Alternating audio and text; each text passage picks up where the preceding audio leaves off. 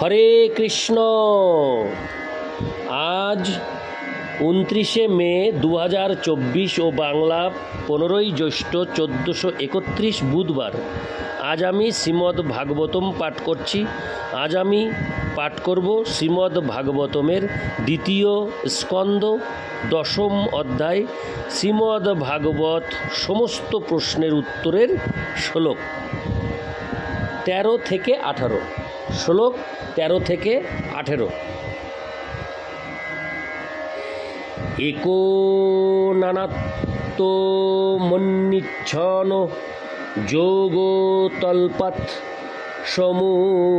समुत्थित बीर्जं हिरण्मयं देवो मायया बेसीजत त्रिधा। अनुवाद। परमेश्वर भगवान বহু রূপে প্রকাশিত হতে ইচ্ছা করে যোগ নিদ্রা থেকে উত্থিত হলেন এবং হিরণ্ময় বীর্যকে মায়াশক্তির দ্বারা 3 ভাগে বিভক্ত করলেন। তাৎপর্য: শ্রীমদ্ ভগবদ্ গীতায় 9, 7, 8 জড়জগতের সৃষ্টি এবং প্রলয়ের বর্ণনা করে বলা হয়েছে, সর্বভূতানি কৌন্তেয় প্রকৃতিং জানতি মামিকাম কল্পক্ষয়ে পুনস্তানি কল্পাদৌ বিসৃজাম্যহম প্রকৃতিং সমবষ্টভ্য বিসৃজামি পুনঃ ভূতগ্রামমিমং কৃৎসন্মবশং প্রকৃতের বশাৎ। কল্পান্তে সম্পূর্ণ সৃষ্টি যথা জড়জগৎ এবং প্রকৃতিতে ক্লেশপ্রাপ্ত জীব আমার দিব্য দেহে লয়প্রাপ্ত হয় এবং নতুন কল্পের আরম্ভে আমার ইচ্ছার প্রভাবে তারা পুনরায় প্রকাশিত হয়। এইভাবে এই প্রকৃতি আমার নিয়ন্ত্রণে পরিচালিত হয়। আমার ইচ্ছার প্রভাবে তা পুনঃ প্রকট হয় এবং লয় হয়।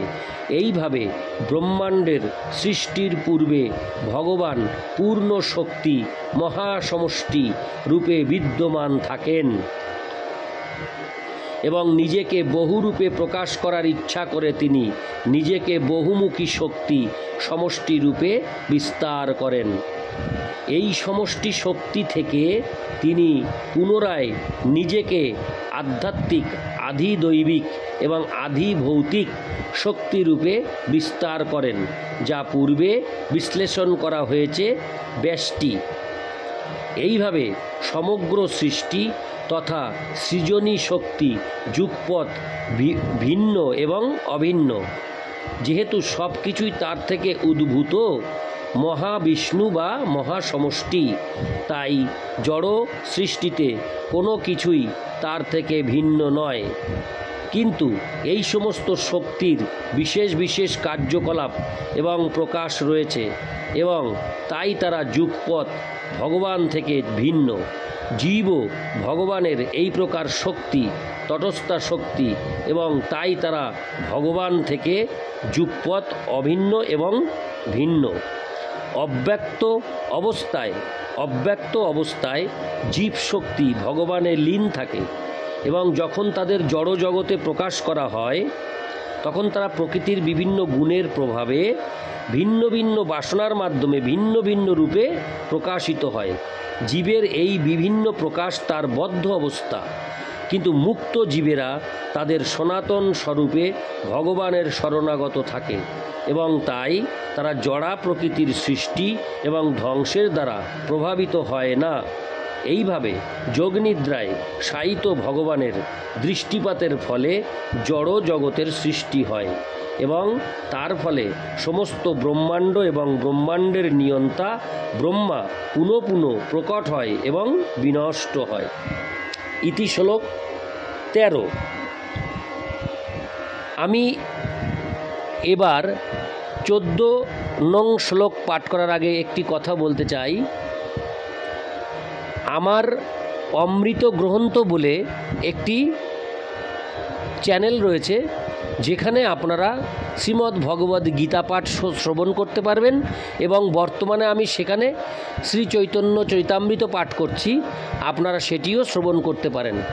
তাই যদি আপনারা ইচ্ছা প্রকাশ করেন শ্রীমদ্ ভগবদ্ গীতা ও শ্রী চৈতন্য চরিতামৃত পাঠ শ্রবণ করতে চান, তাহলে অবশ্যই অমৃত গ্রন্থ চ্যানেল নামক আমার অন্য একটি চ্যানেলে প্রবেশ করবেন। হরে কৃষ্ণ। শ্লোক 14। অধি দৈব মথাধ্যাত্মমধি ভূতমিতি প্রভু অথৈকং পৌরুষং বীর্যং ত্রিদাভিদ্যত তৎসিনু। শ্লোক 14। শ্লোক 14 অনুবাদ। ভগবানের শক্তি কিভাবে অধিদৈব, অধি আত্ম এবং অধিভূত এই 3 ভাগে বিভক্ত হয় তা আমার কাছে শ্রবণ করো। ইতি শ্লোক 14। শ্লোক 15। অন্তঃশরীর আকাশাৎ পুরুষস্য বিচেষ্টত ওজো সহ বলং যজ্ঞে তত প্রাণ মহানসু। অনুবাদ। মহাবিষ্ণুর দিব্য শরীরের হৃদয়াকাশ থেকে ইন্দ্রিয় শক্তি, মনোশক্তি ও দেহশক্তি উৎপন্ন হল। তারপর সমস্ত জীবনী শক্তির উৎস স্বরূপ প্রাণশক্তি উৎপন্ন হল। ইতি শ্লোক 15। শ্লোক 16। অনুপ্রাণন্তি জং প্রাণা প্রাণন্তং সর্বজন্তুষু আপানন্তমোপানন্তি নরদেবমিবানুগা। অনুবাদ। রাজার অনুচরেরা যেমন তাদের প্রভুর অনুগমন করে, তেমনি জীবদেহের বেষ্টি প্রাণসমূহ, ইন্দ্রিয় সমূহ মুখ্য প্রাণের শক্তি দ্বারা চালিত হয়। মুখ্য প্রাণ নিশ্চেষ্ট হলে সমস্ত জীবদেহের ইন্দ্রিয়ের কার্যকলাপও স্তব্ধ হয়। তাৎপর্য। জীবেরা পরম পুরুষ পরমেশ্বর ভগবানের সমগ্র শক্তির উপর সম্পূর্ণভাবে নির্ভরশীল। বৈদ্যুতিক বাতির যেমন স্বতন্ত্র জ্যোতি নেই, ঠিক তেমনি এই সমস্ত জীবেদের কারোরই স্বতন্ত্র অস্তিত্ব নেই। প্রতিটি বৈদ্যুতিক যন্ত্রই সম্পূর্ণরূপে বিদ্যুৎ উৎপাদন কেন্দ্রের উপর নির্ভরশীল। উৎপাদন কেন্দ্র বিদ্যুৎ শক্তি উৎপাদন করার জন্য জলাশয়ের উপর নির্ভর করে। জলাশয়গুলি মেঘের উপর নির্ভর করে। মেঘ সূর্যের উপর নির্ভর করে। সূর্য সৃষ্টির উপর নির্ভর করে এবং সৃষ্টি ভগবানের চেষ্টা বা গতির উপর নির্ভর করে।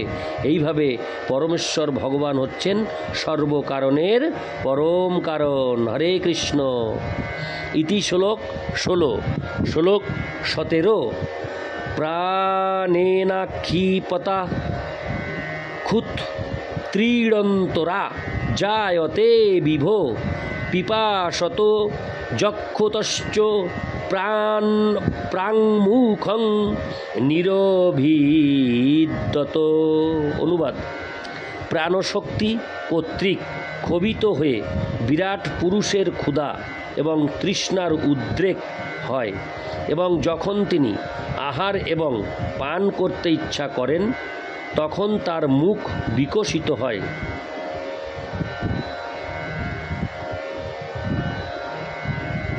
তাৎপর্য। যেভাবে মায়ের গর্ভে জীবের অঙ্গ এবং ইন্দ্রিয় অনুভূতির বিকাশ হয়, সমস্ত জীবের সমষ্টি রূপ বিরাট পুরুষেরও অনেকটা তাই হয়। তাই সমস্ত সৃষ্টির পরম কারণ নির্বিশেষ নন অথবা বাসনারহিত নন। সর্বপ্রকার ইন্দ্রিয় এবং ইন্দ্রিয় অনুভূতির বাসনা পরমেশ্বর ভগবানে রয়েছে এবং তাই প্রত্যেক জীবের মধ্যেও তার প্রকাশ হয়। এই বাসনা হচ্ছে পরম সত্য, পরম পুরুষের প্রকৃতি। যেহেতু সমস্ত মুখের সমষ্টি হচ্ছেন তিনি, তাই জীবেরও মুখ রয়েছে। তেমনি অন্য সমস্ত ইন্দ্রিয়সমূহ এবং অঙ্গ প্রত্যঙ্গ তার রয়েছে বলেই জীবের মধ্যে প্রকাশ হয়। এখানে মুখ সমস্ত ইন্দ্রিয়ের প্রতীক, কেননা অন্যান্য ইন্দ্রিয়ের বেলায়ও এই একই তত্ত্ব প্রযোজ্য। ইতি শ্লোক 17। শ্লোক 18। মুখতস্তালু নির্ভিন্নং জিহ্বা তত্র পূজায়তে ততো নানা রসো যজ্ঞে জিহ্বায়া জোহধি গম্যতে। অনুবাদ: মুখ থেকে তালু প্রকট হয় এবং তারপর জিহ্বা উৎপন্ন হয়, তারপর বিভিন্ন প্রকার স্বাদের উৎপত্তি হয় যাতে জিহ্বা তাদের আস্বাদন করতে পারে। তাৎপর্য: এই ক্রমিক বিকাশের প্রক্রিয়া নিয়ন্ত্রণকারী দেবতাদের অধিদৈব তত্ত্ব বিশ্লেষণ করে, কেননা বরুণ হচ্ছেন সমস্ত আস্বাদ্য রসের নিয়ন্ত্রণকারী দেবতা। তাই মুখ জিহ্বার আশ্রয়স্থল এবং জিহ্বা বিভিন্ন রসের আশ্রয়স্থল, যার নিয়ন্ত্রণকারী দেবতা হচ্ছেন বরুণদেব। তাই বোঝা যায় জিহ্বার বিকাশের সঙ্গে সঙ্গে বরুণ দেবেরও উৎপত্তি হয়েছিল। জিহ্বা এবং তালু নিমিত্ত হওয়ার ফলে অধিভূত বা পদার্থের রূপ, কিন্তু তার যে নিয়ন্ত্রণকারী দেবতা, যিনি হচ্ছেন একজন জীব, তিনি অধিদৈব, আর যার উপর কার্য করা হয় তিনি অধ্যাত্ম। এইভাবে বিরাট পুরুষের মুখ খোলার পর 3 শ্রেণীর জন্মের ব্যাখ্যা করা হয়েছে। এই শ্লোকে যে 4টি তত্ত্বের বর্ণনা করা হয়েছে তাতে পূর্বে আলোচিত 3টি মুখ্য তত্ত্ব অর্থাৎ অধ্যাত্ম, অধিদৈব এবং অধিভূত ব্যাখ্যা করা হয়েছে। ইতি শ্লোক 18। অডিওর পরিশেষে সকল ভক্তিমতী মা ও ভক্তবৃন্দের কাছে আমার বিনীত প্রার্থনা, আপনারা কৃপাপূর্বক এই অডিও পাঠ পরিশেষে একটি কমেন্টসের মাধ্যমে জানাবেন আপনারা কোথা থেকে এই অডিওটি শ্রবণ করছেন। নারায়ণ হে নারায়ণ ভবভয়হরণম নারায়ণ। হরে কৃষ্ণ।